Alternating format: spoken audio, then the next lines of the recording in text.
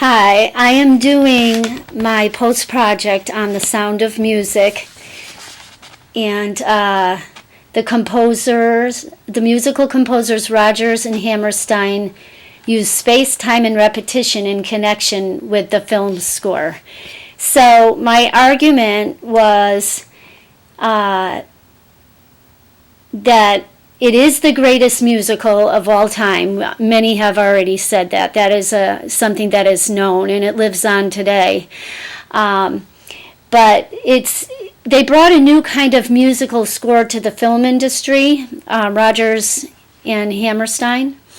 And it was a great success, and they had about 5 other films where they did that, where they also brought musical scores such as this.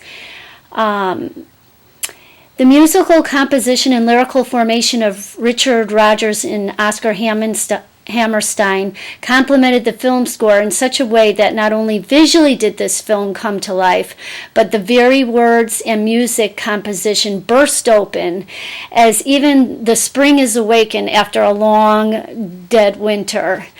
The powerful synchronization between the characters and the scenery and the choreography and the music really synchronized amazingly.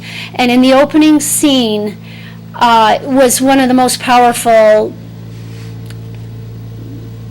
aspects of the whole film, because Julie Andrews, who played Maria, comes in and they have a helicopter view. They have a helicopter view coming down upon the mountains, and you can see the clouds coming over the mountains. You can see the fog on the mountains, and it goes over, and all of a sudden you're seeing the beautiful trees and the hills, and it ultimately climaxes where the helicopter is actually coming in on Maria, which is Julie Andrews, and she spins around in the choreography, just sensing freedom with everything with the mountains and everything that is out there, and she sings "The Hills Are Alive" with the sound of music. This is a place where she feels it is a space and time, and she feels that it is her place.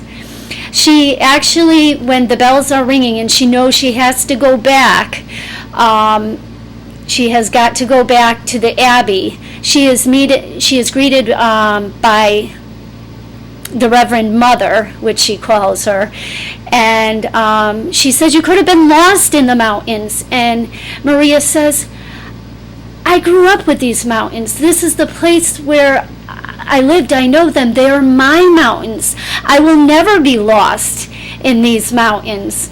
And so it is a place that she is becoming, that the audience is becoming familiar with. It is a space. And this place is also visited throughout the film. There is a repetition that happens throughout the film when she goes back to the mountain with the children. They are used to strict rules, and the captain lays down the rules, but when they come to the mountain, she teaches them how to sing. They didn't even know how to sing, so she teaches them do, re, mi, and all of a sudden you see the choreography moving with it. There's a powerful synchronization. They are having freedom upon this mountain, the same thing that she felt at the beginning of the film. It is repeated again, and they are singing once again on the mountain. And what's interesting is at the end of the film, this mountain is visited again. The Captain von Trapp marries Maria, and because the Germans are the Nazis are coming to take over, and they are fleeing their home, but space is developed. Number one, space is developed. The audience comes to a familiarity as it is conveyed in the movie. And, the filmography was absolutely terrific. But as they are fleeing, they once again are hitting the mountains, and the children are with them, and they're climbing the mountains, and they are obtaining their dream, and they are as well finding peace and a home, even though they don't have a home. The end is open that they are going to find their home once again. So the mountains again represent, it's repetitive. It is a time, it is a space, and they are finding that they are going to have their home again together, and a place of love, laughter, and songs. So it very much includes the filmography and the lyrics of especially the opening scene, as well, is a powerful synchronization with the filmography, because as Maria is saying, my heart is filled with the sound of music, and she says, as the brook trips and falls, I find a place of laughter. I want to find the same thing, and I find this within my heart. And there's many different lyrics that go back to the same realization. And so, Rodgers and Hammerstein pulled off a fantastic musical score and composition, and the lyrics that went along with it, and it just really synchronized with the film amazingly. The scenery was absolutely powerful. It just burst open like spring that has never been seen. It's been seen for the first time, and the scenery was just you were just, your breath was taken away, and they couldn't have found a better singer than Julie Andrews. It was just very, just the spirit that she carried with her was a spirit of freedom, even as she portrayed as Maria von Trapp, and, needed to find a place, in the von Trapp family to bring freedom to them. And as the mother had said to her, this doesn't mean that you don't love God. If you love this man, you still love God, and you have to find your place. And so that was her place. And so it was, Rodgers and Hammerstein are often credited with ushering in a new era of American musical theater, that of the integrated musical, in which all the elements of a show plot, character, song, dance, orchestration, and setting should blend together into a unity, a seamless whole. And this is what Macmillan stated, and it really sums it up, because this is the synchronization that happened in all forms of the film. I didn't time this. I kind of went off the cuff here, and I hope that it's going to be a good timing. Maybe I'll share a little bit more, and you can find this. I submitted the paper. You can find more to it, but the lyrical composition coincides with the setting, scenery, and the mood.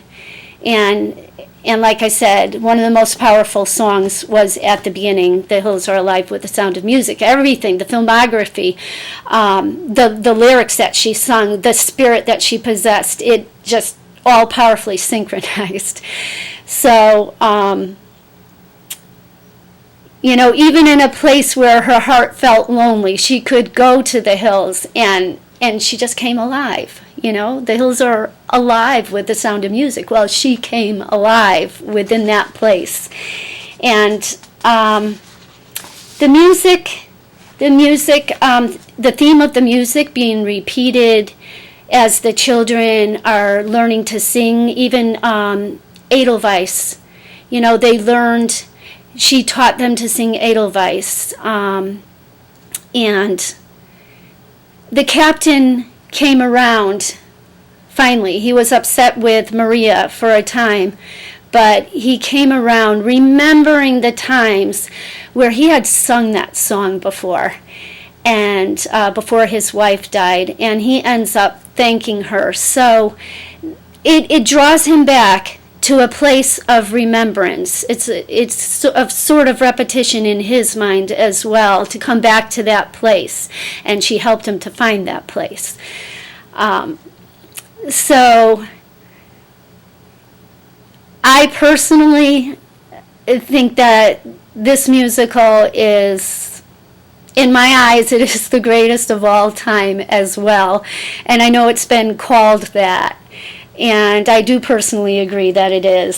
So my argument of The Sound of Music, both the musical and film score synchronized together through space, time, repetition, and art forms.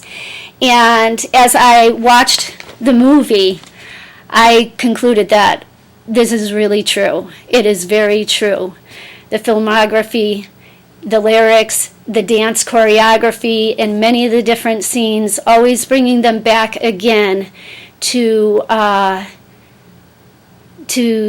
theme of just music and finding freedom. Even at the very end of the scene, it was very powerful as they escaped. Here they are, and they're singing, before the big crowd and everything, and as they exit, it's their time to find their freedom again. And thankfully the nuns, they said, Mother, forgive us, we have sinned. They pulled out the plugs of the car. And so, again, it comes back to that free place. And I enjoyed it very much. So this has been one of the most fun assignments that I did to wrap up the course. So thank you very much.